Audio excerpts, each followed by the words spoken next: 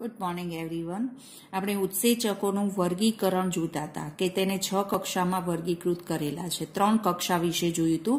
ચોથી કક્ષા જે છે લાઇઝિસ પ્રકારના ઉત્સેચકો એટલે શું? તો આ પ્રકારના જે ઉત્સેચકો છે કે જે પાણીના અણુ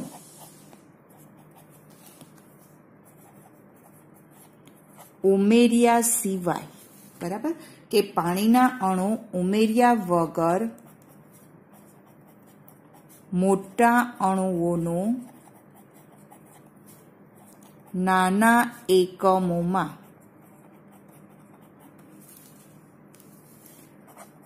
વિખંડન કરનાર ઉત્સેચક।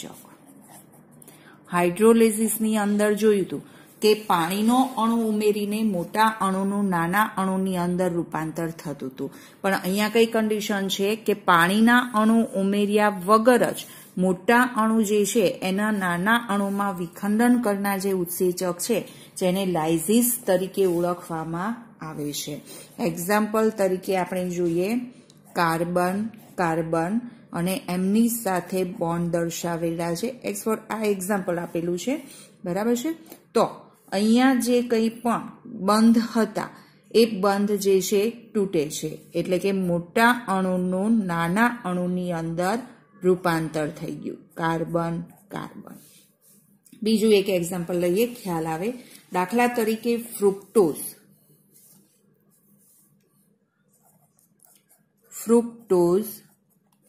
1,6-ડાયફોસ્ફેટ મોટો અણુ છે ફ્રુક્ટોઝ 1,6-ડાયફોસ્ફેટ કે જે 6 કાર્બન ધરાવતો અણુ છે। હવે આ જે 6 કાર્બન ધરાવતો અણુ કે જેનું વિખંડન થતા 3 કાર્બન યુક્ત ફોસ્ફોગ્લિસરાલ્ડિહાઇડ પ્રાપ્ત થાય છે।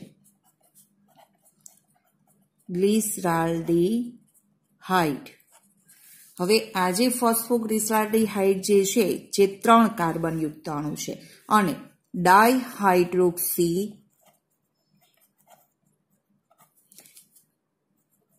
એસિટોન પ્રાપ્ત થાય છે જે પણ 3 કાર્બન યુક્ત છે। તો અહીંયા 6 કાર્બન યુક્ત મહાઅણુ હતો કે જેમાં પાણીનો અણુ ઉમેર્યા વગર જ કે નાના અણુની અંદર વિખંડન થયું અને પ્રક્રિયામાં જે ભાગ લેતો ઉત્સેચક છે આલ્ડોલેઝ। તો આલ્ડોલેઝ જે છે કયા પ્રકારનો ઉત્સેચક થયો? લાઇઝિસ, એટલે કે પાણીનો અણુ ઉમેર્યા વગર મોટા અણુનું નાના એકમોમાં રૂપાંતર કરનાર અથવા વિખંડન કરનાર ઉત્સેચક કે જે લાઇઝિસ તરીકે ઓળખવામાં આવે છે। આગળ જોઈએ પછી 5મા સમૂહ વિશે, આઇસોમરેઝિસ।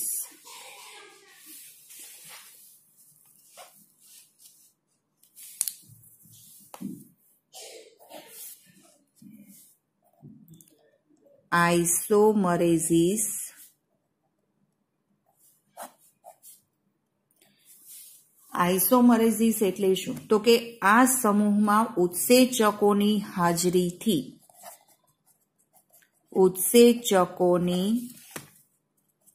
હાજરીથી પ્રક્રિયાર્થીના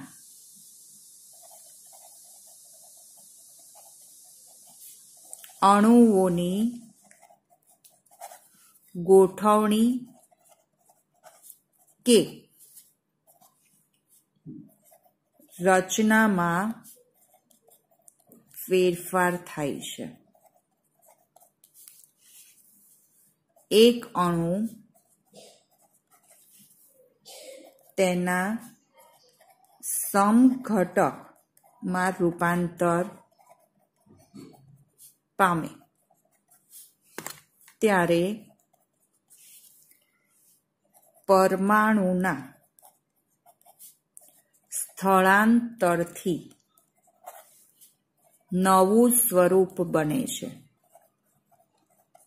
જો અહીંયા એક પણ અણુ ઉમેરાતો નથી કે એક પણ અણુ દૂર થતો નથી, ફક્ત અણુઓની જે ગોઠવણી છે એમાં જ ફેરફાર થાય છે। દાખલા તરીકે આપણે જોઈએ તો કે ગ્લુકોઝ 6 ફોસ્ફેટ હવે ગ્લુકોઝ 6 ફોસ્ફેટ જે છે કે જેમાં પરમાણુની ગોઠવણીથી તેનું આઇસોમરેઝિસ ફ્રુક્ટોઝ 6 ફોસ્ફેટની અંદર રૂપાંતર થાય છે. ફક્ત અણુઓની ગોઠવણીમાં ફેરફાર થાય છે. તો અહીંયા જે ભાગ લેતો ઉત્સેચક છે જેને ફ્રુક્ટોઝ આઇસોમરેઝ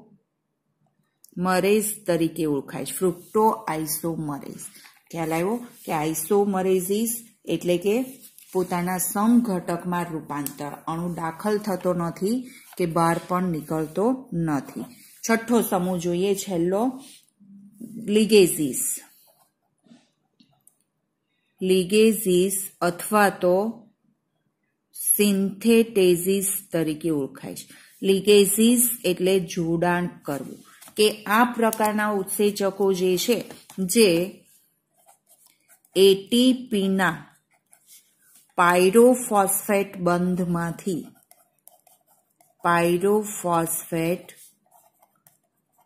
બંધમાંથી પ્રાપ્ત થતી શક્તિની મદદથી બે અણુઓને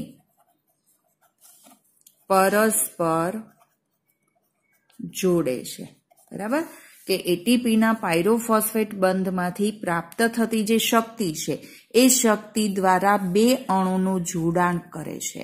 એટલે પરસ્પર બે અણુનું જોડાણ કરતો ઉત્સેચક જે છે જેને લિગેઝિસ તરીકે ઓળખવામાં આવે છે. એક્ઝામ્પલ તરીકે આપણે જોઈએ એક પ્રક્રિયા એસિટિક એસિડ પ્લસ એટીપી ઉર્જા માટે અને પ્લસ કોએન્ઝાઇમ. હવે કે આ જે એસિટિક એસિડ જે છે અને કોએન્ઝાઇમ એટીપીમાંથી શક્તિ પ્રાપ્ત કરી જોડાય છે અને જેથી એસિટાઇલ કોએન્ઝાઇમનું નિર્માણ થાય છે. અહીંયાથી ઉર્જા વપરાણી એટલે AMP મોનોફોસ્ફેટ પ્લસ H2P2O7 એટલે કે પાયરોફોસ્ફેટ. તો આ પ્રક્રિયામાં કાર્ય કરતો જે ઉત્સેચક છે કે જે એસિટાઇલ કોએન્ઝાઇમ સિન્થેટેઝ તરીકે ઓળખાય. એસિટાઇલ કોએન્ઝાઇમ સિન્થેટેઝિસ એટલે કે સિન્થેટેઝ તરીકે ઓળખાય છે. બરાબર છે. અથવા તો કે બે રસાયણોને પરસ્પર જોડવા માટે ઉત્પ્રેરિત કરતા હોય છે. જેમ કે આપણે જોઈએ બંધના નિર્માણ સાથે જોડાયેલા ઉત્સેચકો છે. Carbon oxygen, carbon sulphur, carbon nitrogen, phosphate oxygen વગેરે પ્રકારના જે છે કે જે બંધના નિર્માણ સાથે જોડાયેલા ઉત્સેચકો તરીકે ઓળખાય છે. કારણ કે પરસ્પર બે અણુનું જોડાણ કરે છે એટલે કે બંધનું નિર્માણ કરે છે. જો ટેક્સ્ટની અંદર થોડું આ જ વસ્તુ આપેલી છે પરંતુ થોડી લેંગ્વેજ અલગ છે. આ તમને એકદમ સરળ લેંગ્વેજમાં સમજાયું છે જેથી ખ્યાલ આવી જાય. બરાબર, અહીંયા વર્ગીકરણ પૂરું થાય. લોંગ ક્વેશ્ચનમાં પૂછાય કે ભાઈ ઉત્સેચકોનું વર્ગીકરણ સમજાવો તો આ 6 સમૂહ વિશે લખવાનું રહેશે. હવે જોઈએ આપણે સહકારકો.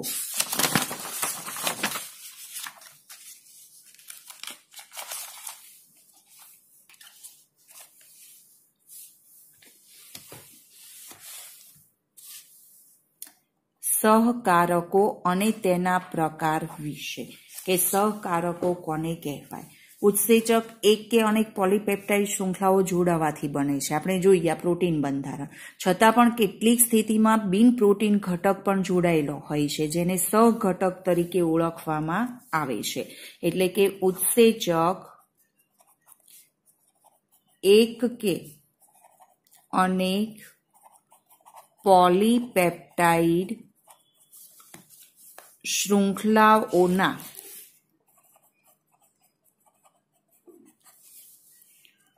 જોડાવાથી બને છે.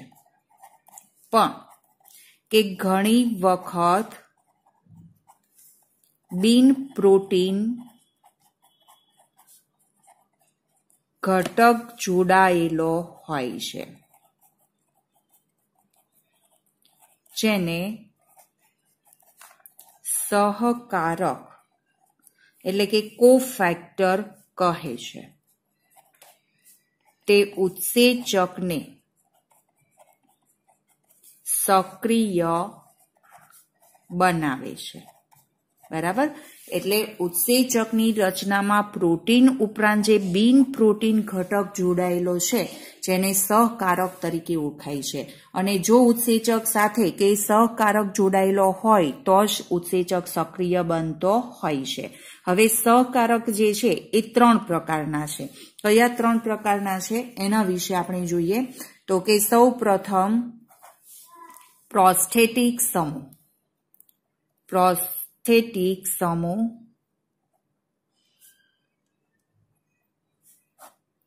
પ્રોસ્થેટિક સમૂહ એટલે શું? તો પ્રોસ્થેટિક સમૂહ જે છે કે જે કાર્બનિક રસાયણો છે. કાર્બનિક રસાયણો છે. અને આ જે રસાયણો છે કે અન્ય સહકારકથી સ્વરૂપમાં જુદા જુદા હોય છે, જે એપોએન્ઝાઇમ સાથે પ્રબળ બંધથી જોડાયેલા હોય છે. તે એપોએન્ઝાઇમ સાથે પ્રબળ બંધથી, પ્રબળ એટલે કે મજબૂત, જોડાયેલા હોય છે. દાખલા તરીકે આપણે જોઈએ પેરોક્સાઇડેઝ,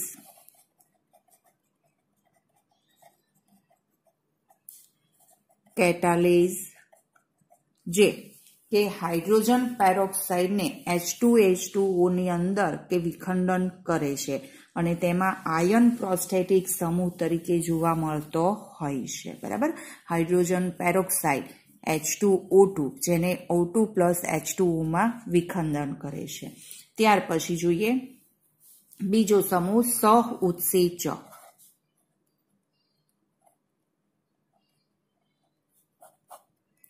સહઉત્સેચક આ પણ કાર્બનિક રસાયણો છે.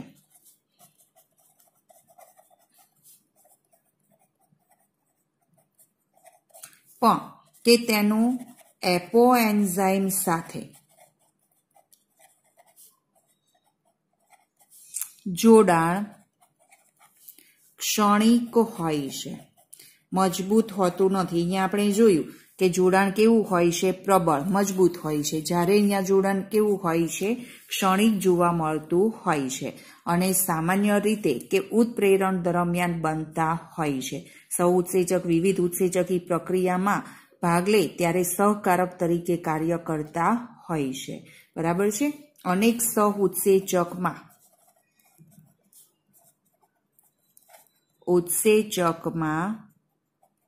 વિટામિન્સ મુખ્ય હોય છે. એક્ઝામ્પલ તરીકે આપણે જોઈએ સહઉત્સેચક NAD, NADP. બરાબર છે. જે વિટામિન નિએસિન ધરાવે છે.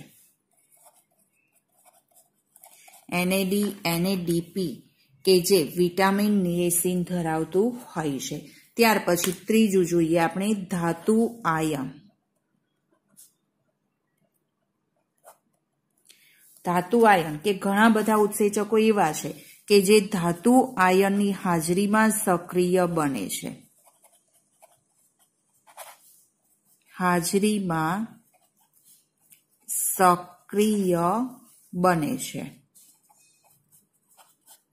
જે સક્રિય સ્થાન પર કે જે પાર્શ્વીય શૃંખલા હોય એની સાથે જોડાણ બનાવતા હોય છે. એક્ઝામ્પલ તરીકે આપણે જોઈએ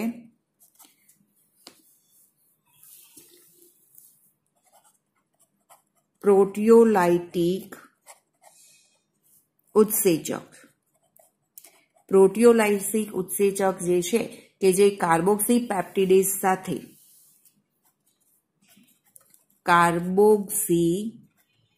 પેપ્ટિડેઝ સાથે ઝીંક સહકારક તરીકે જોડાયેલું હોય છે. બરાબર. પ્રોટિયોલાઇટિક ઉત્સેચક કે જે કાર્બોક્સી પેપ્ટિડેઝ સાથે ઝીંક અહીંયા ધાતુ આયન જે છે કે જે સહકારક સાથે જોડાયેલું હોય છે.